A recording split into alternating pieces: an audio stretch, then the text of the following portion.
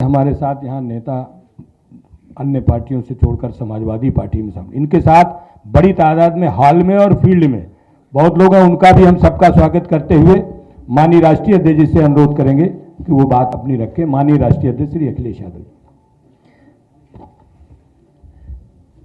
इस press hall में मैं सबसे पहले अपने सभी पत्रकार साथियों का बहुत बहुत धन्यवाद और आभार प्रकट करता हूं। मैं सभी पत्रकार साथियों का स्वागत करता हूं। बहुत खुशी की बात है कि लगातार समाजवादी पार्टी में बड़ी संख्या में लोग शामिल हो रहे हैं और आज की ज्वाइनिंग ऐतिहासिक इसलिए कहूँगा कि बड़े बड़े नाम यूं ही नहीं है, बिल्कुल इन्होंने लगातार जनता के बीच में रह करके जनता की सेवा की है, गरीब जनता को जोड़ करके, और वर्षों उन्होंने मेहनत की है। उनका लंबा पॉलिटिकल कैरियर है। मैं सबसे पहले पूर्व विधायक मेरठ योगेश वर्मा जी का धन्यवाद देना चाहता हूं, स्वागत करना चाहता हूं।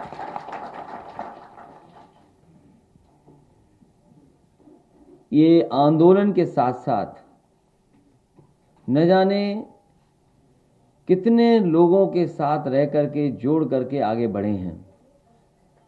एक समय इन्हें अपमानित भी होना पड़ा और ऐसा अपमान किसी भी विधायक के साथ नहीं हो सकता। हमें खुशी है कि आज योगेश वर्मा जी और उनकी पत्नी सुनीता वर्मा जी दोनों समाजवादी पार्टी में कई हजार साथियों के साथ शामिल हो रहे हैं। पूर्व विधायक विजयपाल सिंह जी का मैं स्वागत करता हूं। पूर्व मंत्री अवधेश वर्मा जी का बहुत स्वागत करता हूं।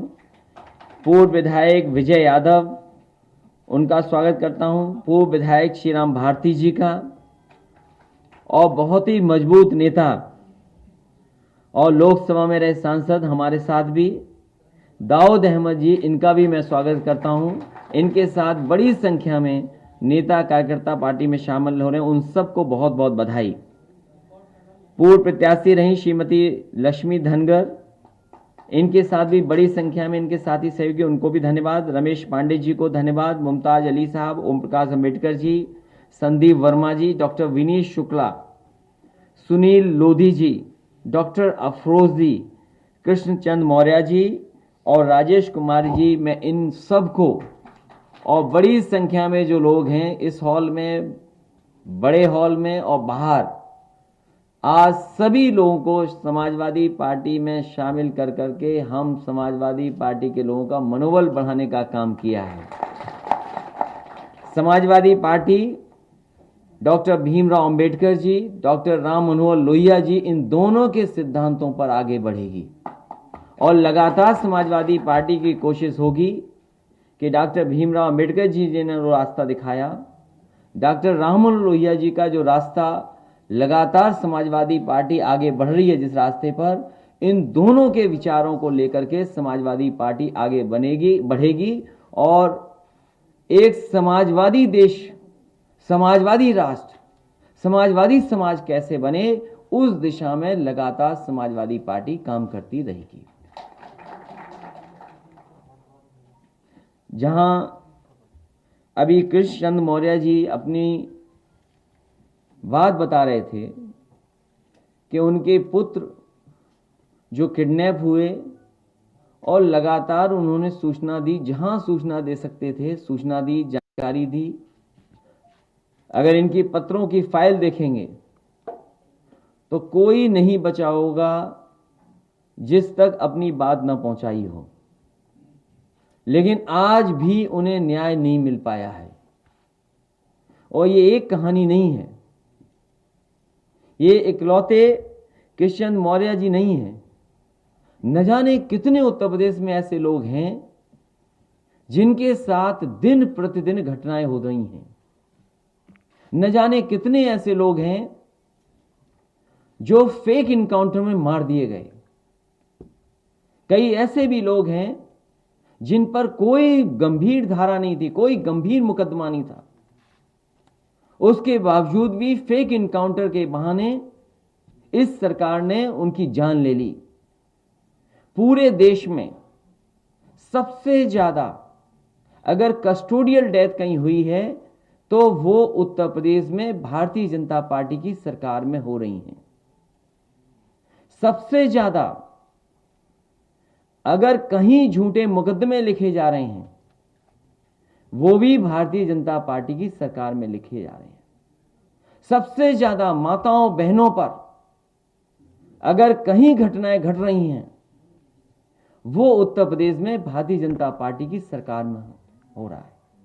नेशनल ह्यूमन राइट कमीशन, जिस पर न केवल हमको बल्कि बहुत लोगों को भरोसा है, सबसे ज्यादा नोटिस अगर किसी सरकार को मिली हैं तो भारतीय जनता पार्टी की सरकार को नोटिस दी गई हैं। और यहां तक कहा गया है कि जो फेक इनकाउंटर हुए हैं उनके परिवारों को मुआवजा दिया जाए। इधर जब अखबार पढ़ते हैं, उठाते हैं, न केवल आम जनता लोगों के साथ ही अन्याय हो रहा है, पुलिस के लोग पुलिस पर अन्याय कर रहे हैं। पुलिस के लोग, पुलिस की जो कांस्टेबल्स हैं, महिला कांस्टेबल्स हैं, उन तक पे अन्याय हो रहा है। किसान दुखी है, परेशान है। इतने झूठे मुकदमे किसान आंदोलन पर किसी पार्टी के नेता कार्यकर्ताओं पर नहीं लगे होंगे जितने समाजवादी पार्टी के नेता और कार्यकर्ताओं पर लगे हैं। मैं आज फिर वही बात दोहराता हूं जो समाजवादी पार्टी लगातार दोहरा रही है। जो किसान आंदोलन कर रहे हैं, जो दिल्ली में आंदोलन कर रहे हैं या जगह जगह अपनी बात रख रहे हैं, समाजवादी पार्टी पूरी तरीके से उनका समर्थन करती है। ऐसे कानून वापस हों, क्योंकि अगर ऐसे कानून आएंगे तो हमारे किसान की कभी खुशहाली नहीं आ सकती। उनको लूट लिया जाएगा, उनकी खेती बर्बाद हो जाएगी और किसान को कभी भी बाजार के ऊपर नहीं छोड़ा जा सकता। अगर कोई मदद कर सकता है किसान की, गरीब की, तो वो सरकार मदद कर सकती है। ये तीनों कानून ऐसे हैं जिससे हमारे गरीब, हमारे किसान बर्बाद हो जाएंगे। इधर जो सरकार चली है दिल्ली की और उत्तर प्रदेश की, इन सरकारों की गलत नीतियों ने हमारे नौजवानों का काम, रोजगार और नौकरी छीन ली। कभी कभी लोग आरोप लगाते थे, इस सरकार से पहले जो समाजवादी सरकार थी जाति के आधार पर आरोप लगाते थे। हम उन लोगों को ढूंढ रहे हैं कि जो समाजवादी पार्टी पर जाति का आरोप लगाते थे, आखिरकार वो कहां हैं? अब क्यों नहीं किसी सरकार पर जाति का आरोप लगा रहे हैं? वो आंकड़े बहुत सारे हैं जिनको कहा जा सकता है, बताया जा सकता है, बस हम उन्हें ढूंढ रहे हैं कि वो आखिरकार जाति के नाम पर जो आरोप लगा रहे थे वो आज क्यों नहीं लगा रहे हैं। हम उन्हें भी ढूंढ रहे हैं जो कभी कभी समाजवादी सरकार में कहते थे 5 मुख्यमंत्री हैं। हम उन लोगों को भी ढूंढना चाहते हैं। अब कम से कम अब तो बोलो कि भारतीय जनता पार्टी में कितने मुख्यमंत्री हैं। और इसी प्रेस हॉल में कई बार हमने कहा उत्तर प्रदेश में लगता है कि कोई मुख्यमंत्री नहीं है। इस पिता की अगर कहानी सुने कोई तो उसे यकीन आ जाएगा कि उत्तर प्रदेश में कोई सरकार नहीं है। और अगर सरकार होती है तो सरकार की जिम्मेदारी है गरीब लोगों को न्याय दिलाने की, गरीबों की मदद करने की। लेकिन ये सरकार अब जाने वाली है। हमें खुशी है इस बात की कि बड़ी संख्या में पूर्व मंत्री, पूर्व विधायक, पूर्व सांसद और उनके साथ बड़ी संख्या में जनप्रतिनिधि पार्टी में शामिल हो रहे हैं। ये समाजवादी पार्टी की ताकत बढ़ रही है। हम इन सभी साथियों को भरोसा दिलाते हैं कि समाजवादी पार्टी डॉक्टर भीमराव अंबेडकर जी के सिद्धांतों पर चलने वाली, डॉक्टर राम मनोहर लोहिया जी के सिद्धांतों पर चलने वाली, लगातार इन दोनों नेताओं के विचारों को जनता तक पहुंचाएगी। असली भारत, मजबूत भारत और समाजवादी भारत तभी बनेगा जब इन दोनों की विचारधारा को जनता तक हम पहुंचाने में कामयाब हो जाएंगे।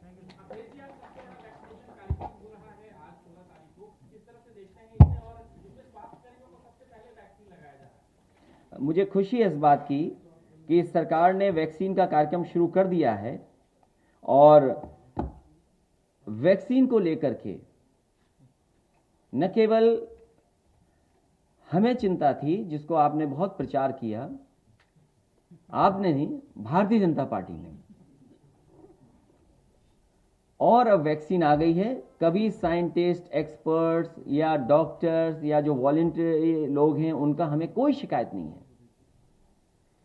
सवाल यह है कि गरीबों तक कब पहुंचा देंगे और गरीबों को फ्री देंगे कि नहीं देंगे।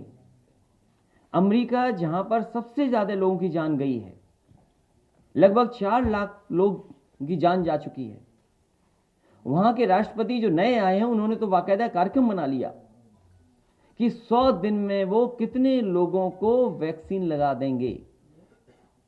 या दुनिया में और दूसरे देशों ने। हम अपनी सरकार से यहां जानना चाहते हैं कि इनका कार्यक्रम क्या है, फ्री कब तक लगा देंगे, सभी लोगों को कब तक वैक्सीन लग जाएगी, ये सरकार को बताना चाहिए। और जो खबरें आ रही हैं, आज ही बहुत सारी बड़ी प्रतिष्ठित एक मैगजीन ने जो खबर की कि एक वैक्सीन लगी, उससे बुजुर्ग 23 लोगों की जान चली गई। बुजुर्ग जो उम्र ज्यादा थी जिनकी, दुनिया के एक हिस्से में जो हमसे न जाने कितना आगे है, पर कैपिटा इनकम में ज्यादा है, एजुकेशन में बेटर है, हेल्थ इंफ्रास्ट्रक्चर में बेटर है, वहां के जो स्टाफ, डॉक्टर, नर्सेस टेक्निकली और ट्रेनिंग वाइज भी हमसे बेटर हैं, सुपीरियर हैं, वहां पर अगर वैक्सीन लगाने से 23 बुजुर्ग लोगों की जान चली गई और इससे ज्यादा लोग बीमार हैं जिनके साइड इफेक्ट्स हैं, वहां के लोगों ने भी कहा, वहां के एक्सपर्ट ने कहा कि जो वैक्सीन लगे, डॉक्टर्स को, जो एक्सपर्ट कह रहे हैं वो कह रहे हैं कि डॉक्टर्स को कम से कम बहुत ही सावधानी बरतनी पड़ेगी जब वैक्सीन लगनी है।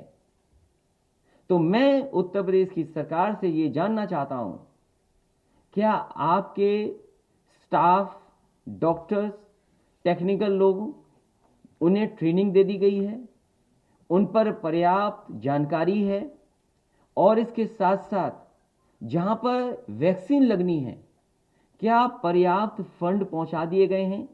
पता लगा है कि जहां जहां सेंटर्स बनाए हैं अभी तक कोई फंड नहीं पहुंचाया गया है। अगर फंड्स नहीं दिए जाएंगे तो क्या आप उम्मीद कर सकते हैं उस बात की? इसलिए जो कोई फैसला सरकार ले वो सावधानी से ले, एक्सपर्ट्स के सुझाव के साथ ले, डॉक्टर्स का सुझाव ले, नर्सेस, टेक्निकल लोगों का सुझाव ले, और जो लॉजिस्टिक्स है जिसमें कोल्ड चेन या कोल्ड किस वातावरण में पहुंचनी है वैक्सीन, उस सब का इंतजाम है कि नहीं है, और उसके लिए बजट और फंड्स की अवेलेबिलिटी है कि नहीं है। अगर ये सब तैयारी है तो हमें कोई आपत्ति नहीं है।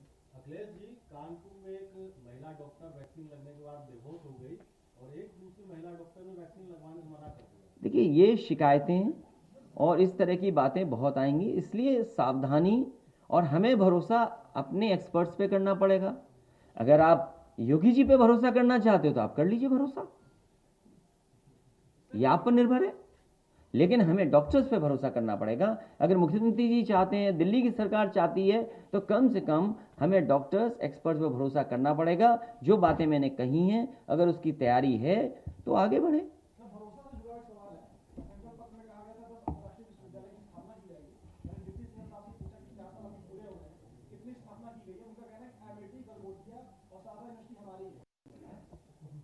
वो मैं वीडियो एक बार फिर एक और दिखवाऊंगा, सुनवाऊंगा। मैं तो ये चाहता था कि डिप्टी सीएम मुख्यमंत्री बन जाएं। मैंने इस बात को सदन में भी कहा कि जो डिप्टी सीएम है वो मुख्यमंत्री बन जाएं, लेकिन अब सुनने में आ रहा है, जो खबर आ रही है, जो हवा चल रही है, कि अब लगता है वो डिप्टी सीएम से भी हाथ धो बैठेंगे।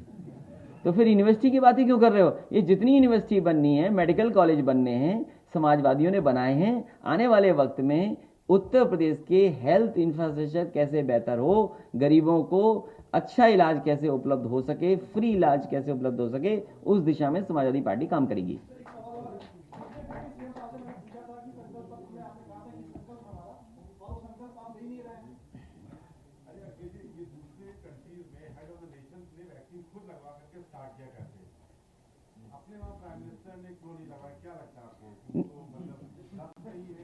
मैं आपसे सहमत हूं, आप वरिष्ठ पत्रकार हैं। मैं आपकी इस बात से 100% सहमत हूं। और बात यहीं नहीं खत्म हो, मैं तो ये कहूंगा कि जिस तरीके से भारतीय जनता पार्टी हर आयोजन को बहुत शानदार तरीके से करती है, खोखला हो लेकिन शानदार, रौनक, सजावट नहीं छोड़ती, तो ये जो वैक्सीन का प्रोग्राम है, ये सबसे पहले भारतीय जनता पार्टी को, लोगों को लाइन में लगना चाहिए।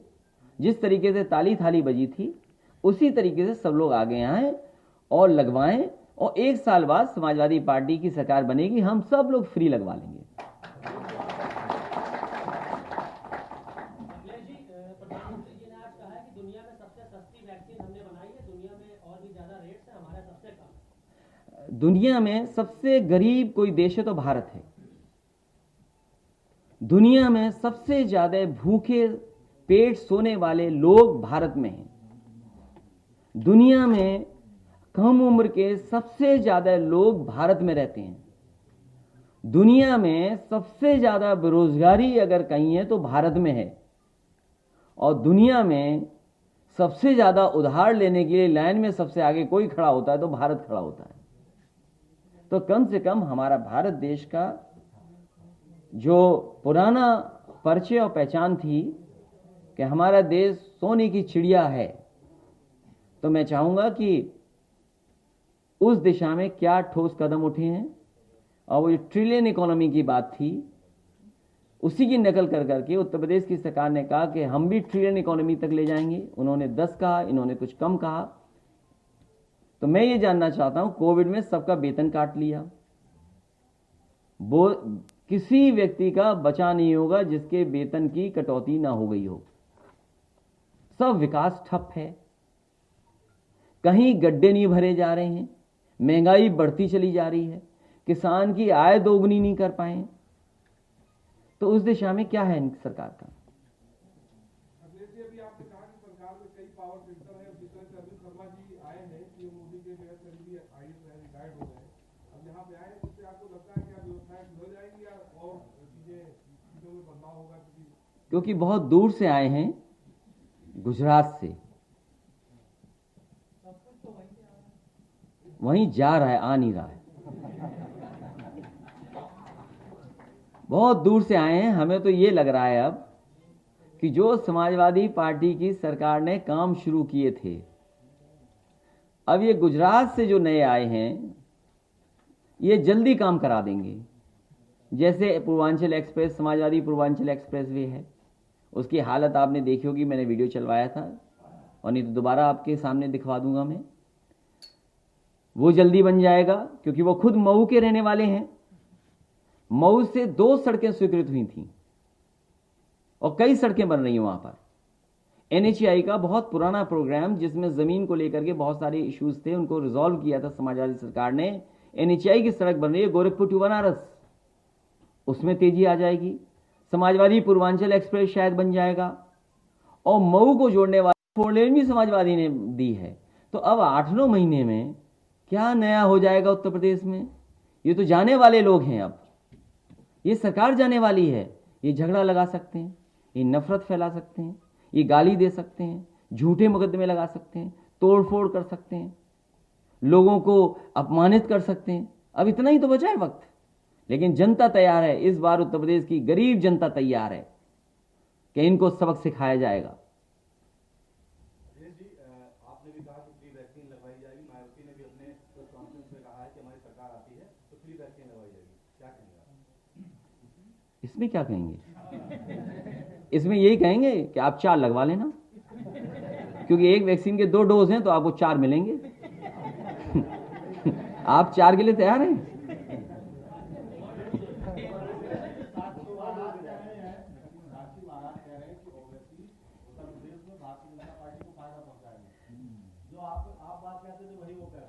देखिए, मैंने कभी कुछ नहीं कहा। मैंने ये कहा कि उत्तर प्रदेश ये बड़ा प्रदेश है और सबसे ज्यादा साजिश, षड्यंत्र, राजनीति उत्तर प्रदेश में होगी, क्योंकि उत्तर प्रदेश प्रधानमंत्री देता है।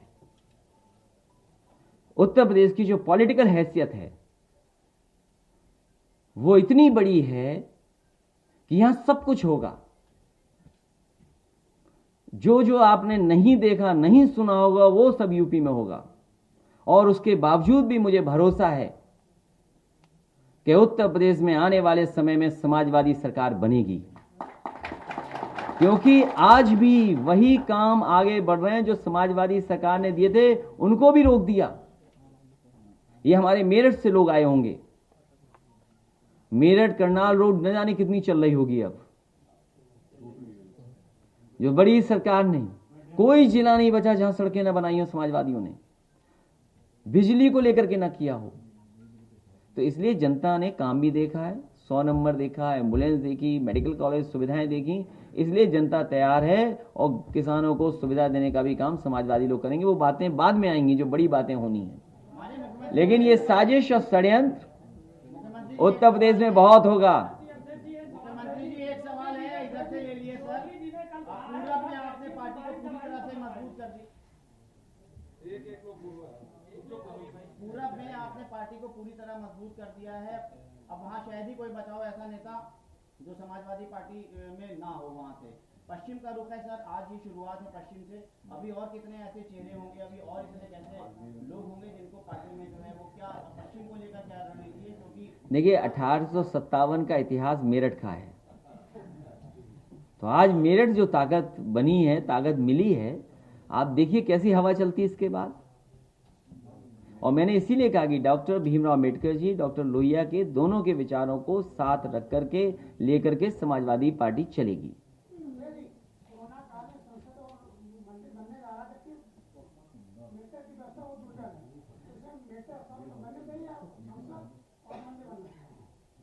हम तो कहते हैं सबको जोड़ो, सब कुछ बनाओ, लेकिन जल्दी बनाओ। आप सड़क नहीं बना पा रहे, बिजली नहीं दे पा रहे, अस्पताल में इंतजाम नहीं कर रहे। अरे सबसे प्रिय योजना आपकी थी कूड़े की, आप कूड़ा नहीं खत्म कर पा रहे। आपकी उससे प्रिय योजना थी शौचालय की, इज्जत घर। हर जिले में 1-1 लाख की भ्रष्टाचार दिखाई दे रहा है, 1 लाख शौचालय का भ्रष्टाचार। कोई जिला नहीं है जिसमें 1 लाख शौचालय में भ्रष्टाचार न हुआ हो। और प्रधानों पे तलवार टांग दी कि जांच करेंगे इनकी। तो जो प्रधान ईमानदारी से काम कर रहे थे, उनके ऊपर न जाने कितना प्रेशर बना दिया। तो सवाल यह है कि जो प्रिय योजना है वो भी लाखों में ऐसी है। और अब तो पॉलिटिकल प्रचार हो रहा है गांव-गांव, गली-गली, और वो सोचिए कैसी भाषा का इस्तेमाल हो रहा है। ये भारत का झंडा बदलने की साजिश हो रही है, याद रखिएगा आप। जो तस्वीरें आ रही हैं, जो गाली गलौज हो रहा है, तो दिखाई नहीं देता क्या किसी को कि क्या हो रहा है ये सब।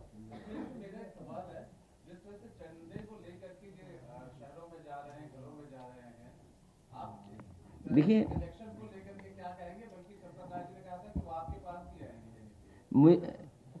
हमारे बहुत अच्छे पत्रकार साथी हैं ये, जिन्होंने ये बहुत अच्छा सवाल पूछा आखिरी में।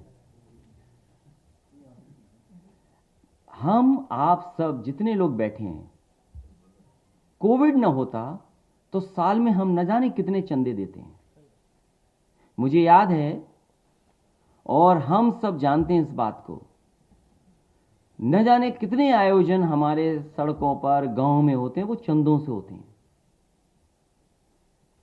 चंदे दिए जाते हैं, चंदे लेते हैं, पर्ची कटती है। हर नवरात्र में देखते होंगे हर जगह पर चंदा बस लिया जाता है। और जहां तक चढ़ाने की बात है, हर धर्म में अलग अलग तरह की परंपराएं हैं चढ़ाने की, चाहे वो हिंदू हो, मुस्लिम हो, सिख हो, ईसाई हो। हर जगह कहीं ना कहीं किसी तरीके से भगवान या स्थान पे जाते हैं तो तरीके अपनी अपनी तरीके से मनाते हैं। हमारी जो वैदिक परंपराएं हैं वो दक्षिणा है, चंदा नहीं है। इसलिए Bharatiya Janata party political programme करना बंद करे। ये पॉलिटिकल प्रोग्राम है। हमारे वैदिक, हमारी जितनी परंपराएं हैं उसमें दक्षिणा है, चंदा नहीं है। आप उठा लीजिए वेद, उठा लीजिए महाभारत, उठा लीजिए रामायण। हिंदू धर्म में, हिंदू परंपराओं में, क्योंकि हम भी हिंदू हैं, चंदा शब्द नहीं है। अगर चंदा शब्द हो तो आप बता देना मुझे। इसलिए भारतीय जनता पार्टी ये सब पॉलिटिकल प्रोग्राम कर रही है, क्योंकि वो वैक्सीन नहीं लगा पा रही, नौकरी नहीं दे पा रही, किसान की आय दोगुनी नहीं कर पा रही, इसलिए जानबूझ करके जनता का ध्यान हटाने की बात है। इसलिए दक्षिणा की बात है तो हम तो दक्षिणा हमेशा देते आए। किसी मंदिर में मैं गया हूंगा पूरे अपने जीवन में, बिना दक्षिणा के नहीं लौटा हूंगा। चाहे पुरी के मंदिर में गया हूं, चाहे सोमनाथ के मंदिर में गया हूं, और तिरुपति में एक बार गया था तो लोगों ने कहा कि यहां पर बाल कटाना बहुत शुभ माना जाता है। तो मैं इंजीनियरिंग कर रहा था, मैंने बाल भी कटवाए, बाल भी दान दिए। किसी ने कहा कि यहां पर चित्रकूट में परंपरा यह है कि नंगे पैर जब चलते हैं, आप परिक्रमा करते हैं तो ज्यादा पाते हैं। तो मैंने कहा मैं तो पहले भी एक बार परिक्रमा कर चुका हूं, किसी ने देखा ही नहीं, न जाना कोई। जब नेताजी ने वहां पर एक शिविर किया था, उस समय मुझे लगा कि 5 बजे ठीक समय है, थोड़ा ठंडा हो जाएगा, लेकिन मुझे याद नहीं रहा कि यह मध्य प्रदेश और बुंदेलखंड का इलाका है। 5 बजे शाम के हमने नंगे पैर पदयात्रा की थी, पूरी परिक्रमा की थी, और आज फिर परिक्रमा की थी। तो इसलिए बहुत सारी परंपराएं हैं जिसको हम मानते हैं, और जिस मंदिर में मैं गया उस सब में दक्षिणा दी, और सब अपने संत गुरु जो भी वहां के पुजारी उनसे मैंने आशीर्वाद लिया। इसमें शिकायत क्या है बीजेपी को? बीजेपी को शिकायत अगर थी तो वहां सफाई करनी चाहिए थी। इतनी गंदगी, इतनी जानवरों की पेशाब, इतना गोबर जानवर कभी किसी ने नहीं देखा होगा परिक्रमा में देखे। और एक एक पुजारी ने, एक एक व्यापारी ने मुझे कहा कि नेताजी ने जो काम किया वो दिखाई दे रहा है, आपने जो काम किया वो दिखाई दे रहा है, भारतीय जनता पार्टी का कोई काम नहीं दिखाई दे रहा।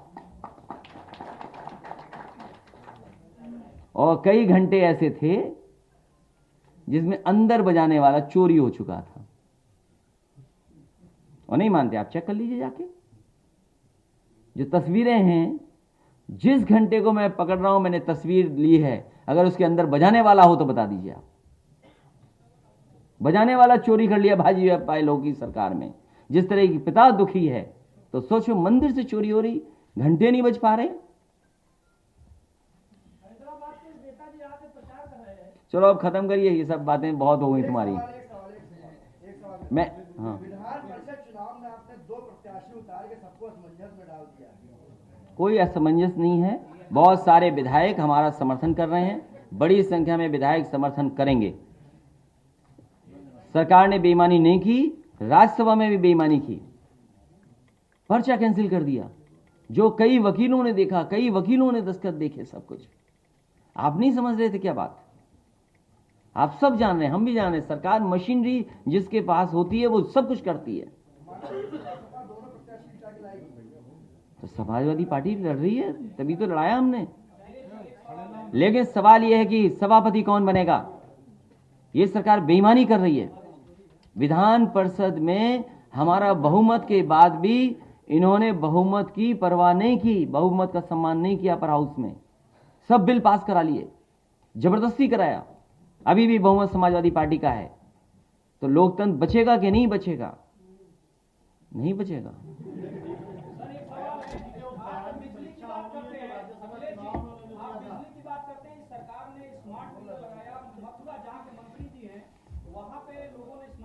देखिए, मैं आपसे कह दूं, ये जो मंत्री जी का मथुरा का नाम ले रहे हो, लेना ही नहीं चाहिए आपको, क्योंकि बिजली विभाग को सब बर्बाद कर दिया भारतीय जनता पार्टी ने। एक भी यूनिट बिजली नहीं बनाई। इनसे पूछिए हरद्वागंज किसने दिया 660 सुपर क्रिटिकल प्लांट? आपका अंबेडकर नगर में सुपर क्रिटिकल प्लांट किसने दिया 660? कानपुर में नेवेली नेट का जो कानपुर देहात में भोगनीपुर में बन रहा वो किस सरकार का है? पनकी में 660 सुपर क्रिटिकल किस सरकार का है? ललितपुर का किस सरकार का है? सोलर प्लांट किस सरकार के हैं? आपके अनपारा में किसने दिए? बड़ी बड़ी ट्रांसमिशन लाइन किसने बिछाई? बड़े बड़े डिस्ट्रीब्यूशन का काम किसने किया? बड़े बड़े सबस्टेशन किसने बनाए? सब समाजवादी पार्टी की देन है। ये केवल उत्तर प्रदेश को ही बर्बाद कर रहे हैं, बिजली को बर्बाद कर दे रहे हैं। ये बहुत जल्दी बोल रहे हो आप। कभी कॉफी पीने जाना वहां पर, मैं जगह देता हूं और मैं ले चलूंगा। अगर आप पत्रकार साथी चलना चाहें सब, तो समाजवादी सरकार में शामी अवध बहुत सुंदर चीज बनाई थी, और मैंने ये कहा कि कम से कम एक ऐसी चीज जो सरकार बना के दिखाए, क्योंकि सरकार के जो प्रोजेक्ट्स होते इतने सुंदर और अच्छे नहीं होते आर्किटेक्चरली। यहीं पर गोमती के किनारे स्टेडियम के आगे सबसे सुंदर मॉल बना था। डिप्टी सीएम ने चिट्ठी लिखी कि इसमें घोटाला हुआ है। अगर डिप्टी सीएम की सरकार में सुनवाई नहीं है तो ये सवाल अभी हमसे क्यों पूछ रहे हो? और फिर कभी कॉफी पी करके वहां आना, हालांकि बहुत कीमती कॉफी है वो। कितनी हो गई अब? अच्छा, वो हमारे ऊपर है तो, लेकिन अब उसमें तो सब पत्रकार आएंगे नहीं तो ठीक है, हम बुलाएंगे। तो कम से कम ये देखिए तो सही, वो मॉल क्या चीज बनी थी, वो बेच दिया सरकार ने जल्दी। डन, अगली प्रेस वहीं पर।